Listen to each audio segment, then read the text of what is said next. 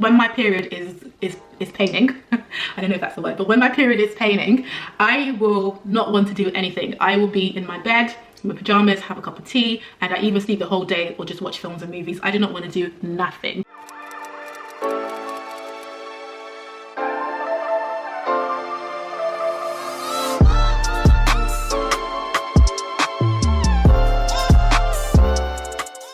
Hey guys, welcome back to my channel. My name is Dr. Tossin and I'm a GP registrar currently working in London. I make videos on medicine, finance and lifestyle. So today I'm going to be talking about period pains. Yes, period pains.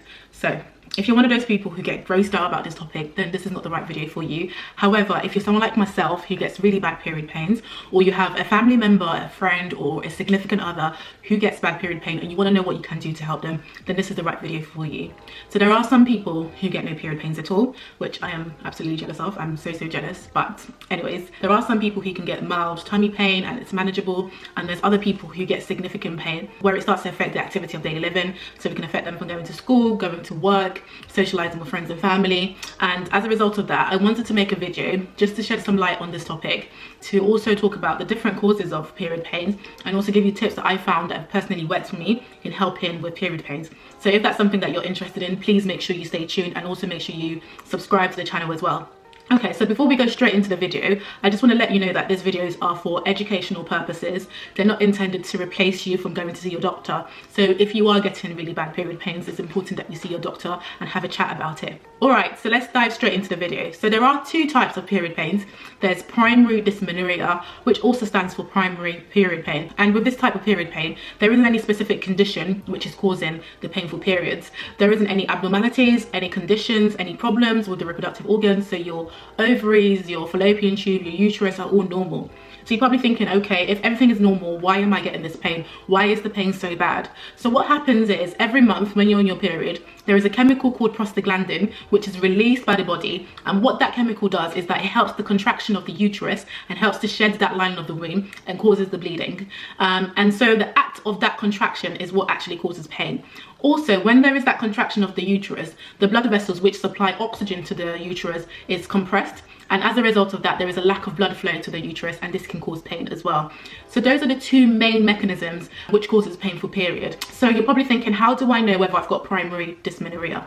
So primary dysmenorrhea typically starts when you start your menstruation. So let's say you started at the age of 12 or 13. The pain typically starts immediately. Some people get pain a few days, 1 or 2 days before they start bleeding, and the pain tends to get better and eventually stops as the period goes along. People tend to describe a cramping lower tummy pain, which can sometimes move to their thighs, move to their back. It can also be associated with nausea, vomiting. People suffer from extreme fatigue. They can also have loose stools, and some people have also reported to have fainted as a result of bad period pain. So it can have a significant impact on people's lives. So that is primary dysmenorrhea. So the second type of painful period is secondary dysmenorrhea. And with this type of painful period, there's actually conditions which are causing this period pains. So there are things like endometriosis, adenomyosis, pelvic inflammatory disease, which can cause secondary dysmenorrhea. In terms of the pattern of the pain, let's say, like I said, you started your menstruation at age 13. You typically go a couple of years without having any painful periods, and then in your 20s you start developing pain while you're having your period. And the pain typically also starts a few days before your period starts. But what's different from this type of pain is that it can sometimes get worse as the period goes along, and people can still experience period type pain when they're not on their periods. So that is the typical pattern of secondary dysmenorrhea. As I mentioned, there are specific conditions which causes secondary dysmenorrhea. So I'm just quickly going to touch briefly on those conditions. The first one is called endometriosis. And what happens is the line of the womb, instead of being where it's meant to be, which is within the womb, the uterus, it's found elsewhere outside of the womb. So it can be found in your fallopian tube, it can be found around your ovaries or around the structures surrounding your reproductive organs, or sometimes it can be found elsewhere in your body. Some people notice it in their bowels and sometimes can get bleeding when they're on their period through the back passage. So that can happen as well. So that's endometriosis. The second condition, like I mentioned, is adenomyosis, which is sort of similar to endometriosis, but what happens is that the lining of the womb implants itself within the muscle wall of the uterus itself. And as you can imagine, every time you're on your period and the uterus contracts, this can cause significant pain. And then the third condition, which can cause painful period, is pelvic inflammatory disease. So this is typically caused by an infection, so a sexually transmitted infection such as chlamydia or gonorrhea dysmenorrhea, which has not been treated, and as a result of that, that infection has traveled through the vagina into your womb, into your fallopian tube, and is causing severe pain. It can be very difficult to diagnose pelvic inflammatory disease, and also it can be quite difficult to treat as well. So it's important that you regularly get sexual health screening, especially if you're with a new partner. So those are the three main types of conditions which causes secondary dysmenorrhea. There are other conditions which can cause it as well, and like I mentioned, I'm more than happy to make a video about that, so make sure you leave a comment down below in the comment box if you want me to. So you're probably thinking, okay, thank you so much, I understand what causes period pains, I understand the different types of period pain, but what can I do at home to help me with my pain? So there are simple measures that you can do at home to help with your pain. The first thing that you can do is using heat. So people find that using a heat pad, using a hot water bottle, or taking a long shower or a bath can help with their period pain. So the way this works is that hot water or heat helps to stimulate the blood vessels around the womb, which helps with oxygenation of the womb, and that helps to reduce your pain as well. So using that is very beneficial, and I would advise for you to do that if you're not already doing so yourself. The second thing that you can do is something called a TENS machine. Not something that is common, and a lot of people don't really know about this machine. However, it's a machine which helps to stimulate mild electrical impulses around your body and helps to reduce that sensation of pain. So people do find it quite useful. You can find it in your local pharmacy, or you can buy it online, but they are quite expensive as well. The other things that you can do apart from the heat TENS machine is avoiding certain kind of foods. Some people notice that having caffeinated drinks, so coffee, tea, Coke, or having sugary food makes their period pain worse, so avoiding those foods can be beneficial as well. The other thing that you can do to help with your period pain is doing exercises. You're probably thinking, okay, especially myself, I know myself, when my period is paining, I don't know if that's the word, but when my period is paining, I will not want to do anything. I will be in my bed, in my pajamas, have a cup of tea, and I either sleep the whole day or just watch films and movies. I do not want to do nothing. So I can completely understand you thinking, girl, like, come on, exercise. But there is a lot of studies which have shown that exercises releases the feel-good hormone called endorphins, and this can help with reducing the sensation of pain, so people do find it quite helpful. So I don't expect you to go to the gym and do a full workout, but just going outside for a walk or a light jog, or maybe doing the stretching exercises at home can be quite beneficial. So try it and see if it helps. So those are the simple measures that you can do to help with your period pain. Now, there are certain medicines that you can take to help with your period pain. The first thing people have told me that helps with their period pain is supplements. So taking vitamin B1, magnesium supplements helps with relaxation of the muscles in the body, and people have found that it's helpful for them. However, there isn't any strong evidence out there to suggest that this is the case. So it's things that people have tried on their own and have found that it's helpful. So if that's something you want to try, you can, but just make sure that you're suitable and you're able to take those tablets.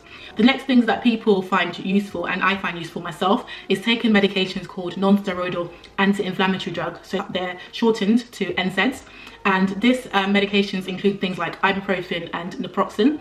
So the way they work is that they help with reducing the chemical that I mentioned earlier on called prostaglandins, and as I mentioned, a reduction in that chemical will reduce the contraction of the womb and therefore reduce the pain. So in terms of using the medication, the practicalities of using it, I know I'm telling you all this different stuff, but how do you actually do it in real life? So the first thing that you can do is, or that I do actually, is making sure that I stay on top of my pain. So I've got an app called Moody. Don't worry, I'm not sponsored by them, I wish.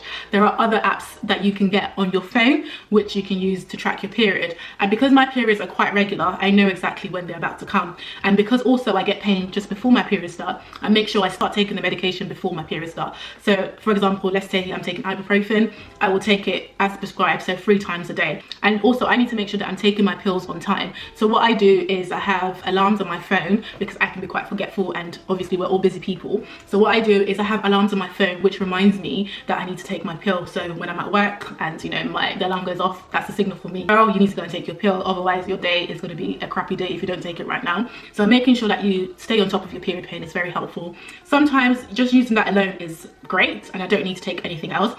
Other times I can get breakthrough pain. So let's say I'm taking my ibuprofen at 12 and then at 2 o'clock I'm now getting pain, some mild pain. So what I will do then is top up with paracetamol, and that can help with breakthrough pain as well. So let's say you've tried NSAIDs, you're on paracetamol, and that hasn't helped. The other option is to go on contraception. There are two main types of contraception I would say helps with painful periods. The first one is the combined oral contraceptive pill, and the second one is the Mirena coil. So with those contraceptions, there are certain people who are not suitable to have them. So it's important that you speak to your doctor or speak to your practice nurse about it before you decide on starting on those medications. So with the combined oral contraceptive pill, that works in terms of making your period lighter and also less painful. And with the Mirena coil, it's a really small T-shaped device which is inserted into the womb, and it's very good because it's long term. You don't have to think about it. It acts as a contraception, as the name suggests. And also some people get no period pains or periods at all, full stop, while they're on the Mirena coil. So that's other options that you can explore with your doctor, even the sexual health clinic, to talk about what options are available for you and what you can do to help with your period pain. So those are the two main medications that you can use to help with your period pains. If that doesn't work, let's say you've tried your simple measures, you have tried NSAIDs, you've also tried the pill, and you're still getting significantly bad period pains, or the pain is still affecting your quality of life. So you are avoiding going to school, avoiding going to work, you're not able to socialize with your friends and family just because you're in a lot of pain, or you feel like you're just wasting the day. You've got things to do. I'm not, like I said, we're all busy people. We've got things to do. We ain't got time wasting to be in pain. So if you feel like it's affecting your life, then it's important that you go and see your doctor. Your doctor can arrange certain tests. So they can arrange a transvaginal ultrasound scan, which helps to look into the womb, helps to look at the reproductive organ structures to see if there's anything that is causing your period pain. So they can have a look. It can show if you have adenomyosis or if you have fibroids. That can be picked up on the scan. Also, your doctor can refer you on to a gynecology doctor, and they can do further testing. So they can decide to do an MRI scan sometimes, or they might decide to do a surgery, so a laparoscopic surgery, which is like a keyhole surgery to look at the reproductive organs. So if it is significantly affecting your quality of life, it's important that you don't sit down and you're quiet about it. It's important that you go and see your doctor, talk to your friends, family about it, and try to find a solution to help you with your painful period. Alright, so I really hope this video has helped you guys. If it really has, please make sure you give the video a big thumbs up. Make sure you subscribe if you have not already done so. The reason why is that it really encourages me to try and make more videos and try and get more content out there. So if you have enjoyed it and you found it useful, don't forget to like, don't forget to subscribe. So yeah, that is the end of the video. Thank you so much for watching my video. I really appreciate it, and I'll see you guys in the next one. Bye!